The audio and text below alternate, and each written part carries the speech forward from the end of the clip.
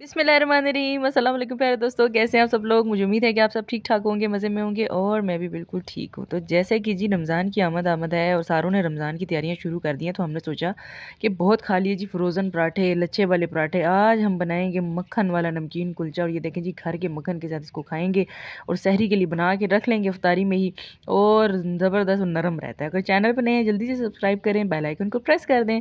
तो आइए जी बनाते हैं मक्खन वाला नमकीन कुलचा। तो इसको बनाने के लिए आपने क्या करना है जी, 2 कप ले लेना है आटा, या आप ले सकते हैं मैदा। ठीक है जी, इसमें आपने नमक डालना है, चीनी शामिल करनी है और उसके बाद आपने यीस्ट ले लेना है 1 टेबल स्पून इंस्टेंट यीस्ट। उसके बाद ड्राई मिल्क पाउडर अगर हो तो ठीक है, ना हो तो रिमूव कर दीजिएगा। 2 टेबल स्पून ऑयल डाला है इसमें। ठीक है जी, उसके बाद आपने क्या करना है, इसको मिक्स कर लेना है अच्छे तरीके से और अच्छे खासे नीम गर्म पानी से, यानी कि पानी नीम गर्म से थोड़ा ज़्यादा हो, उससे आपने इसको गूंद लेना है। ठीक है, गूंदना कैसा है कि जी आपने बिल्कुल सॉफ्ट डो लगाना है।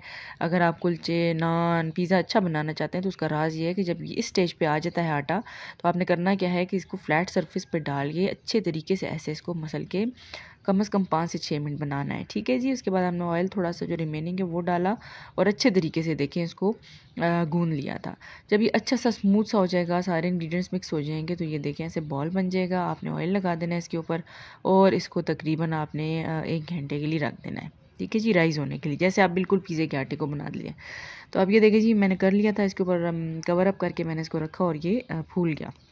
जब 1 घंटे बाद ये देखें बिल्कुल सॉफ्ट हो गया था और यीस्ट ने अपना काम कर दिखाया था ज़बरदस्त किस्म का। तो ये देखिए जी मैंने इसको निकाल लिया, ये देख सकते हैं आप बेस्ट आटा बना हुआ है। तो अब आप क्या करेंगे जी, इसके पेड़े बनाएंगे। ठीक है जी, आप चाहें तो छोटा कुलचा बना सकती हैं और छोटे ले सकती हैं, चाहें तो बड़ा ले लें, ये आपके ऊपर डिपेंड करता है कि आपने इसकी क्वांटिटी को कैसा रखना है। तो ये देखें ये ज़बरदस्त किस्म के मैंने पेड़े बना लिए। आसान बात यह है जनाब, आप इसको इफ्तारी के बाद फ्री होकर आराम से आटा बना लीजिएगा और दस्तरखान या किसी भी चीज़ के अंदर इसको लपेट के रख दीजिएगा। और ये नरम रहते हैं, सख्त नहीं होते, बहुत ही मज़े के लगते हैं सहरी में खाने में। तो अब ये देखिए जी मैंने एक ले ली थी ओवन की ट्रे, उसके ऊपर मैंने ये 2 पेड़े बनाए और रख दिए। ठीक है, पेड़ों को भी आपने दोबारा से राइस करवाना है, फिर ये बहुत सॉफ्ट और फ्लफ़ी बनेंगे। ठीक है जी, इसको कवर अप करके मैंने कम से कम 15 से 20 मिनट के लिए छोड़ा था। तो ये देखें ये और फूल गए थे और ये बहुत ही अच्छा फिर इस तरह से बनता है। ठीक है जी, उसके बाद आपने देखें प्रोसेस क्या है, पेड़े को ही आपने दरमियान से प्रेस करना शुरू करना है और साइडों पे लेके जाना है, ताकि जो साइडें हैं वो फूली हुई रहें और दरमियान से जो है ये नीचे की तरफ प्रेस हो जाए। ठीक है जी, इसकी बॉटम को आपने नीचे की तरफ कर देना है ऐसे।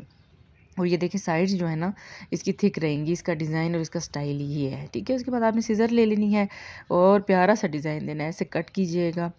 ये देखिए ये साइड से इसके स्ट्रिप्स बन जाएंगे, जब ये बेक होगा तो बहुत ही प्यारा लगेगा। ठीक है जी, तो इसकी साइडिंग काट लीजिएगा। मैंने सारी कट कर ली थी, अब मैं आपको दिखाती हूँ उसकी फ़ाइनल लुक, ये सारी कटने के बाद कितनी प्यारी लग रही थी। ठीक है जी, तो ये देखें ये इस तरीके से कट हो जाएगी और ये बहुत ज़बरदस्त और ख़ूबसूरत लगेगा, खाने में मज़ेदार और देखने में खूबसूरत।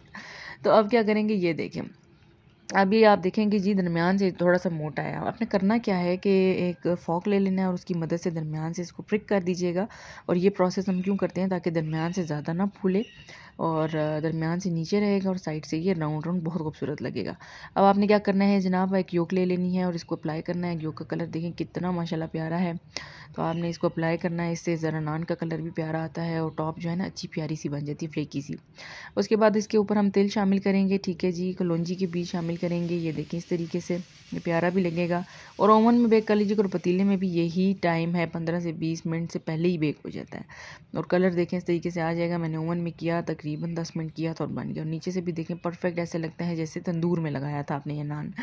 तो ये देखिए ज़बरदस्त बन गया था। मैंने इसको डिश में इस तरीके से आउट कर लिया। अब आप इसको कपड़े में, रोटी में या किसी भी चीज़ में, रोटी वाले कपड़े में, या आप इसको हॉट पॉट में जो है ना सेव कर सकती हैं सहरी के लिए। ठीक है जी, सहरी में आप उठेंगे तो पहले से आपका कुलचा तैयार होगा। अब ये देखें जी घर का बना हुआ मक्खन था, मक्खन के पेड़े मैंने रखे हुए थे। ये देखिए मैंने गरम गरम नान के ऊपर लगा दिए थे। तो ये खाने में इस तरह ही बहुत अच्छा लगता है और दरमियान में अगर आप इसके रख के खाएंगे तो वो और भी अच्छा लगेगा। तो ये देखिए जी कितना खूबसूरत कुलचा बन के तैयार हो गया है। मुझे उम्मीद है ये रेसिपी अच्छी लगी होगी। फ्रोज़न पराठों को छोड़िए, ज़रा ये नान भी ट्राई करें और मुझे बताएं कैसा लगा है। मुझे उम्मीद है अच्छा लगा होगा। अल्लाह हाफिज़।